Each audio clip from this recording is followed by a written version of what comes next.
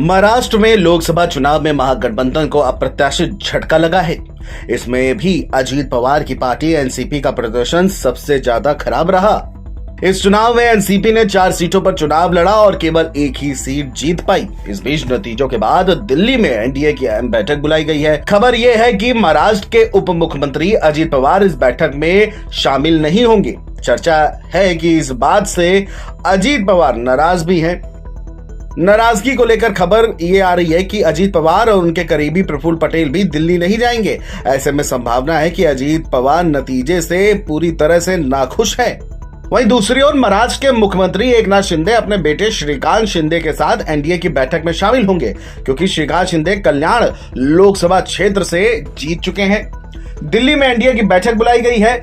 5 जून को इस चुनाव में बीजेपी को पूर्ण बहुमत नहीं मिलने के कारण यह बैठक और भी महत्वपूर्ण हो रही है। बीजेपी को 240 सीटों पर जीत मिली, वहीं एनडीए को मिलाकर के कुल 293 सीटें मिली हैं।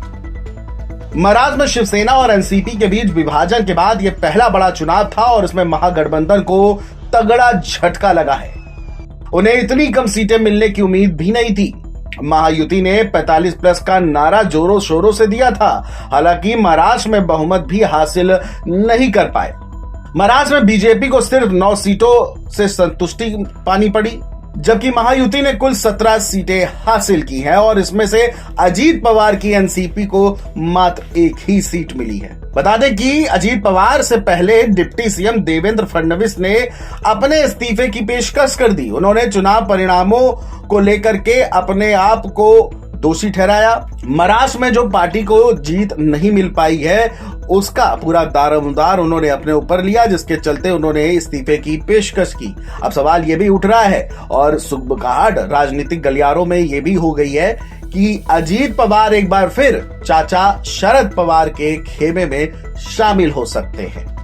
बहरहाल देखना यह होगा कि एनडीए की बैठक में शामिल न होने के बाद अब क्या बड़ा फैसला लेते हैं Ajit Pawar. Video desk NBT online.